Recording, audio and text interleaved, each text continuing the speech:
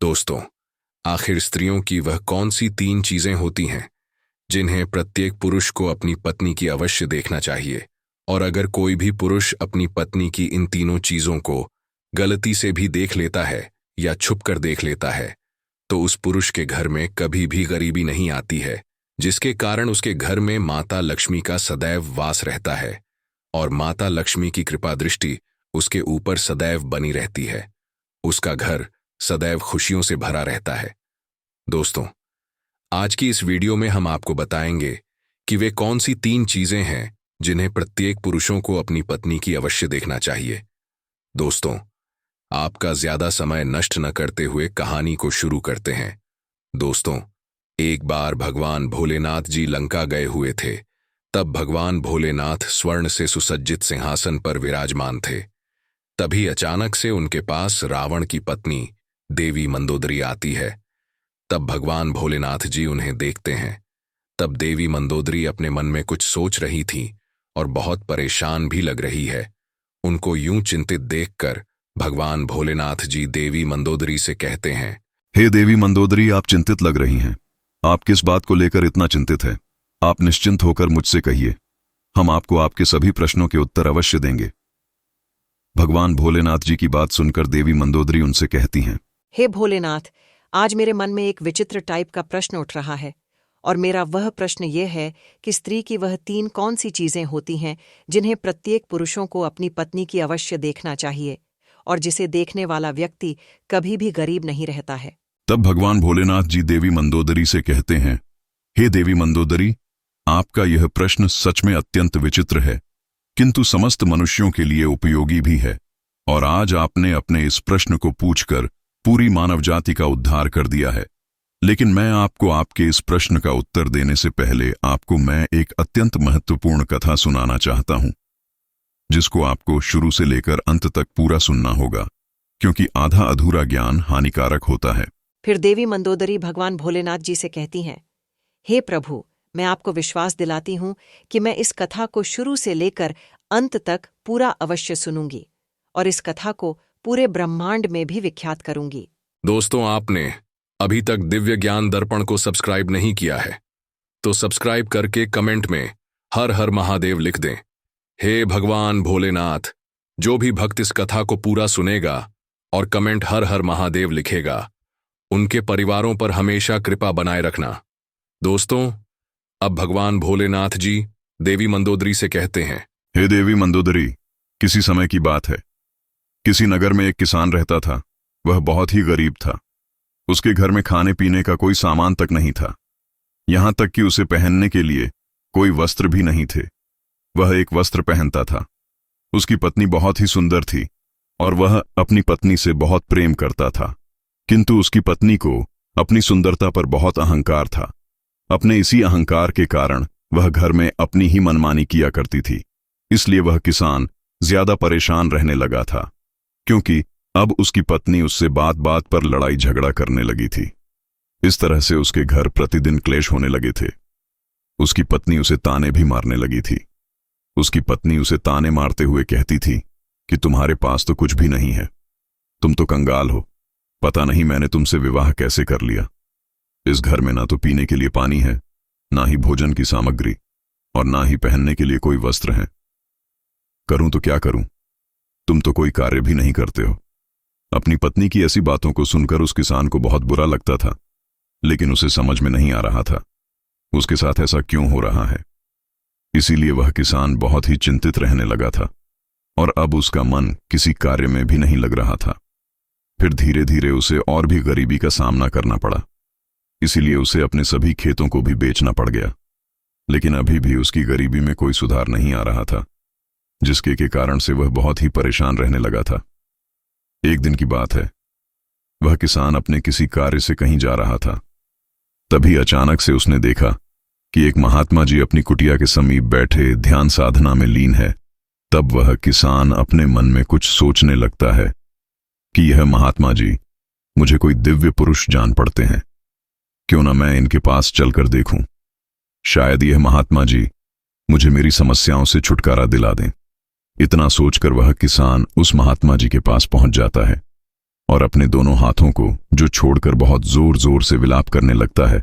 तब कुछ देर बाद वे महात्मा जी अपनी आंखें खोलते हैं और वे देखते हैं कि उनके सामने एक युवक बैठा हुआ है जो बहुत जोर जोर से विलाप कर रहा है और विलाप करते ही जा रहे हो। फिर वे महात्मा जी उस किसान से कहते हैं कि हे पुत्र, तुम कौन हो और विलाप क्यों कर रहे हो? उन महात्मा जी की बात को सुनकर वह किसान उनसे कहता है कि हे मुनिवर, मैं इस नगर का एक गरीब किसान हूं और मैं इस वजह से विलाप कर रहा हूं क्योंकि मेरी पत्नी मुझसे लड़ाई झगड़ा करती है और मुझे ताने मारती रहती है कि तुम्हारे पास क्या है, तुम तो कंगाल हो, इस घर में खाने पीने पहनने के लिए कुछ भी नहीं है, पता नहीं मैंने किसके साथ विवाह कर लिया है। इसी तरह के ताने मेरी पत्नी प्रतिदिन मारती रहती है। लेकिन मैं बहुत मेहनत करता हूं, फिर भी थोड़ा सा ही धन कमा पाता हूं जिससे मैं अपने परिवार का पालन पोषण करता हूं। वह किसान आगे कहता है, हे मुनिवर, आप मुझे वह उपाय बताएं जिसको करने के बाद मेरी पत्नी मुझसे झगड़ा ना करे और मैं बहुत जल्द धनवान बन जाऊं। उस किसान की बातों को सुनकर वे महात्मा जी उससे कहते हैं, हे पुत्र, तुम पहले विलाप करना बंद करो। मैं तुमको 3 चीजें बताने वाला हूं जिसे प्रत्येक पुरुष को अपनी पत्नी की अवश्य देखना चाहिए, और अगर कोई भी पुरुष अपनी पत्नी की इन तीनों चीजों को देख लेता है तो उस व्यक्ति को धनवान बनने से विधाता भी नहीं रोक सकता है। उन महात्मा जी की बात सुनकर वह किसान उनसे कहता है कि हे मुनिवर, आप देर न करते हुए उन तीनों चीजों को बता दीजिए जिन्हें प्रत्येक पुरुषों को अपनी पत्नी की देखनी चाहिए। मैं उन तीनों चीजों के बारे में जानने के लिए बहुत उत्सुक हो रहा हूं। तब वे महात्मा जी उस किसान से कहते हैं, हे पुत्र, इतनी उत्सुकता ठीक नहीं है। मनुष्य को हमेशा धैर्यवान होना चाहिए। तो चलो, मैं अब तुमको वे तीनों चीजें बता देता हूं जिन्हें प्रत्येक पुरुषों को अपनी पत्नी की उन तीनों चीजों को अवश्य देखना चाहिए। लेकिन मैं तुमको उन तीनों चीजों के बारे में एक अत्यंत महत्वपूर्ण कथा के द्वारा बताने वाला हूं। इसलिए तुमको मुझसे एक वादा करना होगा कि जब मैं इस कथा को सुनाऊंगा तब तक तुम्हें इस कथा को सुनना होगा। उन महात्मा जी की बात सुनकर वह किसान उनसे कहता है, हे मुनिवर, मैं आपको विश्वास दिलाता हूं, मैं इस कथा को शुरू से लेकर अंत तक पूरा अवश्य सुनूंगा। दोस्तों, भगवान भोलेनाथ जी देवी मंदोदरी से कहते हैं, हे देवी मंदोदरी। वे महात्मा जी उस किसान से कहते हैं, हे पुत्र, किसी नगर में एक व्यापारी रहता था। वह उस नगर का सबसे बड़ा व्यापारी था। उस व्यापारी और उसकी पत्नी में आपस में बहुत प्रेम था। वे दोनों एक दूसरे से बहुत प्रेम करते थे और उनके घर में कभी भी लड़ाई झगड़ा नहीं होता था। कभी भी किसी को लेकर भी व्यापारी और उसकी पत्नी के बीच में किसी भी प्रकार का कोई क्लैश नहीं होता था। इसीलिए उसके घर में सदैव माता लक्ष्मी जी का वास बना रहता था। उसे अपने व्यापार में कई गुना सफलता प्राप्त होती थी। व्यापारी और उसकी पत्नी के बीच में इतना प्रेम था कि उसके आस पड़ोस के लोग उनके इस प्रेम को देखकर ईर्ष्या करने लगे थे, जिसकी वजह से कुछ स्त्रियां तो व्यापारी की पत्नी से बात तक भी नहीं करती थीं। उसकी पत्नी प्रतिदिन संध्या काल के समय एक दीपक अपने घर अवश्य प्रज्वलित करती थी, लेकिन कुछ स्त्रियां उसे ऐसा भी करने से रोकती थीं और कहती थीं कि तुम प्रतिदिन संध्या काल के समय अपने घर में दीपक क्यों प्रज्वलित करते हो? ऐसा करने से तुम्हें क्या लाभ होगा? तुम ऐसा मत किया करो। किंतु वह किसी की बात सुनकर भी अनसुना कर देती थी और अपनी मनमर्जी किया करती थी। यहां तक वह अपने पति यानी कि उस व्यापारी की भी कोई भी बात नहीं मानती थी। वह अपने अनुसार घर को चलाती थी और वह व्यापारी भी अपनी पत्नी को किसी भी कार्य को करने से मना नहीं करता था, क्योंकि वह व्यापारी बहुत बुद्धिमान था। वह अच्छी तरह से जानता था कि वह अपनी पत्नी को किसी भी कार्य को करने से मना करेगा तो निश्चित है कि उन दोनों में लड़ाई झगड़ा होगा और प्रतिदिन क्लेश होगा, जिसकी वजह से उसका ध्यान अच्छी तरह से व्यापार में नहीं लग पाएगा और व्यापार में हानि होने लगेगी। साथ ही साथ वह व्यापारी अपनी पत्नी को छोड़ना भी नहीं चाहता था, क्योंकि वह अपनी पत्नी से बहुत प्रेम करता था। लेकिन उसकी पत्नी उससे ज्यादा प्रेम नहीं करती थी, बल्कि उस व्यापारी के सामने दिखावा मात्र का प्रेम जताती थी और अपने पति से नाराज भी हो जाती थी। किंतु किसी तरह से वह व्यापारी अपनी पत्नी को मना लेता था। इसी तरह से दिन गुजर रहे थे और वह व्यापारी अपनी पत्नी के साथ सुखपूर्वक से जीवन व्यतीत कर रहा था। फिर धीरे धीरे यह बात पूरे नगर में फैल गई और अब उस नगर के सभी लोग उस व्यापारी और उसकी पत्नी के इस प्रेम का उदाहरण दे देने लगे थे। फिर जब यह बात उस नगर के राजा को पता चली कि व्यापारी और उसकी पत्नी एक दूसरे से बहुत प्रेम करते हैं, तब उसने अपने सैनिकों को बुलाया और उनसे कहा कि जाओ, उस व्यापारी और उसकी पत्नी को बड़े आदर सत्कार के साथ राजमहल में ले आओ। हम उनका सम्मान करना चाहते हैं, लेकिन तुम उन्हें कुछ भी मत बताना दोस्तों। भगवान भोलेनाथ जी देवी मंदोदरी से कहते हैं, हे देवी मंदोदरी। राज की आज्ञा पाकर सैनिक उस व्यापारी के घर जाते हैं और उसके घर का दरवाजा खटखटाने लगते हैं। फिर कुछ देर बाद वह व्यापारी अपने घर का दरवाजा खोलता है तो वह देखता है कि उसके सामने राजा के सैनिक खड़े हुए हैं। तब वह व्यापारी उन सैनिकों से कहता है कि आप लोग आज मेरे घर क्यों आए हैं? फिर वे सैनिक कहते हैं कि चलिए, आपको राजा साहब ने अपने राजमहल में बुलाया है। फिर राजा के वे सैनिक उन दोनों को अपने साथ राजमहल ले आए हैं। राजमहल में पहुंचकर राजा उस व्यापारी और उसकी पत्नी का अच्छी तरह से अतिथि सत्कार करते हैं। उसके बाद उन्हें थोड़ा सा धन दे देते हैं, जिसको पाकर वह व्यापारी और उसकी पत्नी बहुत प्रसन्न हो जाते हैं और प्रसन्नतापूर्वक अपने घर चले जाते हैं। उसके बाद उस नगर का राजा पूरे नगर में यह ऐलान कर देता है कि आज रात को पूरे नगर में सभी लोगों के घरों में व्यापारी और उसकी पत्नी के बीच इतना प्रेम होने के कारण दीप प्रज्वलित किए जाएं, जिससे उस व्यापारी और उसकी पत्नी के बीच के प्रेम की सराहना हो। राजा की आज्ञा सुनकर उस नगर के सभी लोगों के घरों में दीपक प्रज्वलित किए जाते हैं, किंतु उस नगर के सभी घरों के दीपक थोड़ी ही देर बाद बुझ जाते हैं। लेकिन उस व्यापारी के घर का दीपक अभी भी जल रहा था और उसका प्रकाश बहुत दूर दूर फैल रहा था। फिर उस नगर के राजा ने अपने मन में सोचा कि क्यों ना अब मैं बाहर चलकर देखता हूं कि किस किस ने अपने घरों में दीपक प्रज्वलित करे हैं और किसका दीपक अभी भी प्रज्वलित हो रहा है। इतना अपने मन में सोचकर वह राजा अपने महल से उस नगर की तरफ देखने लगता है तो उसे दिखाई देता है कि उस नगर में किसी घर में भी कोई दीपक नहीं चल रहा है, लेकिन उस व्यापारी के घर में जलाया हुआ दीपक अभी भी जल रहा है। राजा अभी उस नगर की तरफ देख ही रहा था कि इतने में वहां पर उनकी रानी आ जाती है। तब राजा साहब रानी से कहते हैं कि रानी जी, नगर की तरफ देखिए। नगर के सभी घरों में कोई भी दीपक अभी नहीं चल रहा है, लेकिन अभी भी उस व्यापारी के घर में जलाया हुआ दीपक अभी भी जल रहा है। इससे स्पष्ट हो जाता है कि उस व्यापारी और उसकी पत्नी के बीच में कितना ज्यादा प्रेम है, और उन दोनों के आपस में इतना ज्यादा प्रेम होने का कारण वह व्यापारी है, क्योंकि वह बहुत बुद्धिमान है और अपनी सूझबूझ से अपने घर को चलाता है। लेकिन रानी राजा की बात से सहमत नहीं होती है और राजा से कहती हैं, हे महाराज, मैं आपकी बात से सहमत नहीं हूं। मेरे हिसाब से उसकी पत्नी उन दोनों का इतना प्रेम होने का कारण है। दोस्तों, भगवान भोलेनाथ जी देवी मंदोदरी से कहते हैं, हे देवी मंदोदरी। इसी बात को लेकर राजा और रानी में बहुत देर तक बहस होती है और बात लड़ाई तक पहुंच जाती है। फिर राजा और रानी के बीच में तलवार तक चलने लगती है, जिससे राजा और रानी को कई चोटें भी लग जाती हैं। तभी अचानक से राजा ने रानी से कहा कि हम दोनों यूं लड़ाई क्यों कर रहे? क्यों ना हम उस व्यापारी और उसकी पत्नी की परीक्षा ले लें, जिससे पूर्ण रूप से स्पष्ट हो जाएगा कि उन दोनों में इतना ज्यादा प्रेम होने का कारण कौन है। राजा की बात रानी भी स्वीकार कर लेती है और कहती है, ठीक है, मैं पहले उस व्यापारी की पत्नी की परीक्षा लेना चाहती हूं। फिर राजा साहब भी कहते हैं, ठीक है रानी जी, आप जैसा चाहे वैसे व्यापारी की परीक्षा ले सकती हैं।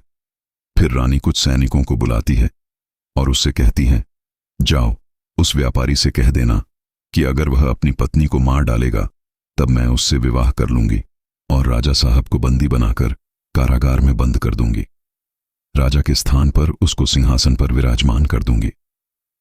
रानी का आदेश पाकर वे सैनिक उस व्यापारी के घर पर पहुंच जाते हैं। शाम होने वाली थी और व्यापारी की पत्नी कहीं गई हुई थी, लेकिन वह व्यापारी घर में ही था, क्योंकि वह थोड़ा सा बीमार पड़ गया था। फिर वे सैनिक उस व्यापारी के घर के पास पहुंच उसके द्वार के दरवाजे को खटखटाने लगते हैं। तब दरवाजे खटखटाने की आवाज सुनकर वह व्यापारी किसी तरह से दरवाजे को खोलता है तो वे सैनिक उस व्यापारी से कहते हैं, सुनिए, रानी साहिबा का आदेश है कि अगर आप अपनी पत्नी को जान से मार डालेंगे तब रानी साहिबा आपसे विवाह कर लेंगी और राजा साहब को बंदी बनाकर कारागार में डाल देंगी। फिर आपको उनके स्थान पर सिंहासन पर विराजमान कर देंगी। इस नगर पर आपका राज हो जाएगा। उन सैनिकों की बात सुनकर वह व्यापारी उन सैनिकों से स्पष्ट रूप से कहता है कि जाइए, रानी साहिबा से कह दीजिए कि मैं अपनी पत्नी को किसी भी हाल में खोना नहीं चाहता हूं, क्योंकि मैं अपनी पत्नी से बहुत प्रेम करता हूं, और अगर किसी ने मेरी पत्नी को नुकसान पहुंचाने के बारे में सोचा भी तो मुझसे बुरा कोई नहीं होगा। और बात रही रानी साहिबा से विवाह करने की, तो आप रानी साहिबा से कह दीजिएगा कि मैं उनसे किसी भी हाल में विवाह करने के लिए तैयार नहीं हूं, चाहे वे मुझे अपना सिंहासन ही क्यों ना दे दें। मैं अपनी पत्नी का स्थान किसी को भी नहीं दे सकता हूं। फिर उस व्यापारी की बातों को सुनकर वे सैनिक राजमहल पहुंच जाते हैं और रानी को उस व्यापारी द्वारा बताई गई बातों को बता देते हैं। उसके बाद राजा रानी से कहता है कि देखा ना कि वह व्यापारी कितना समझदार है, और इससे स्पष्ट हो जाता है कि व्यापारी और उसकी पत्नी के बीच में इतना ज्यादा प्रेम होने का कारण वह व्यापारी ही है, क्योंकि वह अपनी पत्नी से बहुत प्रेम करता है। राजा की बात सुनकर रानी राजा से कहती है, आप यह कैसे कह सकते हो? आपने अभी तक उस व्यापारी की पत्नी की परीक्षा तो ली ही नहीं है। फिर राजा कहता है कि ठीक है, मैं आपके मन को संतुष्ट करने के लिए उसकी पत्नी की परीक्षा ले लेता हूं। तब राजा भी कुछ सैनिकों को बुलाता है और उनसे कहता है, जाओ और इस नगर में रहने वाले उस धनवान व्यापारी की पत्नी से कहना कि अगर वह अपने पति को मौत के घाट उतार देगी तो मैं उसको अपनी रानी के रूप में स्वीकार कर लूंगा और उसे सदैव अपनी पटरानी बनाकर रखूंगा। दोस्तों, भगवान भोलेनाथ जी देवी मंदोदरी से कहते हैं, हे देवी मंदोदरी। अब वे महात्मा जी उस किसान से कहते हैं, हे पुत्र, आज्ञा पाकर उसके वे सैनिक उस व्यापारी के घर की तरफ निकल जाते हैं, और उसके घर पर पहुंचकर जब वे सैनिक उस व्यापारी के घर जा रहे थे तब वे देखते हैं कि उस व्यापारी की पत्नी पानी लेकर आ रही है। और जब उसकी पत्नी उन सैनिकों के पास पहुंच जाती है तब वे सैनिक उस व्यापारी की पत्नी से कहते हैं कि राजा साहब ने आदेश दिया है कि अगर आप अपने पति को मृत्यु के घाट उतार दोगी तब राजा साहब तुमसे विवाह कर लेंगे और तुम्हें रानी बनाकर रखेंगे। राजा के उन सैनिकों की बात सुनकर व्यापारी की पत्नी अपने मन में सोचने लगती है, राजा साहब मुझसे विवाह करने के लिए तैयार हैं, तब तो बहुत अच्छा है, तो मैं अपने पति को मार ही डालती हूं। अपने मन में इतना सोचकर वह उन सैनिकों से कहती है कि ठीक है, मैं अपने पति को मौत के घाट उतारने के लिए बिल्कुल तैयार हूं। तब सैनिक उससे कहते हैं कि लेकिन राजा साहब को पता कैसे चलेगा कि तुमने अपने पति को मौत के घाट उतार दिया है।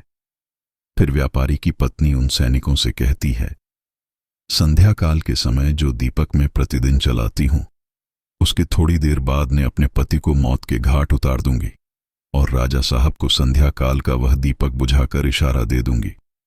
उस व्यापारी की पत्नी की बात सुनकर राजा के वे सैनिक राजमहल में पहुंच जाते हैं और राजमहल में पहुंचकर राजा से कहते हैं, हे व्यापारी की पत्नी तो अपने पति को जान से मारने के लिए तैयार हो गई है। जब रानी ने यह बात सुनी तो इस बात को सुनकर रानी को स्त्री जाति से घृणा होने लगी। फिर राजा ने रानी से कहा कि यह समय ज्यादा सोचने समझने का नहीं है, हमें उस व्यापारी की जान बचाने के बारे में सोचना चाहिए, क्योंकि उसकी पत्नी बहुत ही निर्दय है। वह निश्चित ही अपने पति को मौत के घाट उतार देगी। आज हमारी वजह से उस व्यापारी के प्राण संकट में है। फिर राजा तुरंत उन सैनिकों से कहता है कि जल्दी से जाओ और उस व्यापारी की पत्नी से कह देना कि वह व्यापारी को ना मारे। राजा का आदेश पाकर वे सैनिक दौड़ते हुए व्यापारी के घर पर पहुंच जाते हैं तो वे देखते हैं कि उस व्यापारी की पत्नी ने अपने पति को दिन में ही मौत के घाट उतार दिया है।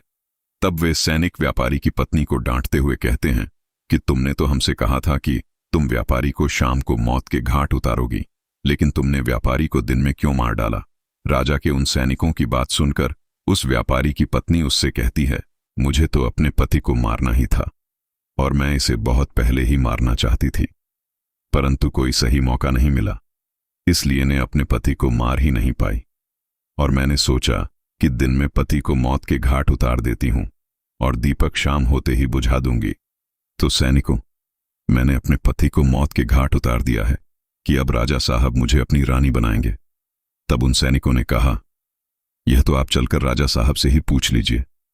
फिर व्यापारी की पत्नी और वे सैनिक राजमहल पहुंच जाते हैं और वे सैनिक राजा साहब को सारी बात बता देते हैं, जिसे सुनने के बाद राजा साहब बहुत क्रोधित हो जाते हैं और व्यापारी की पत्नी को बंदी बनाकर कारागार में डाल देते हैं।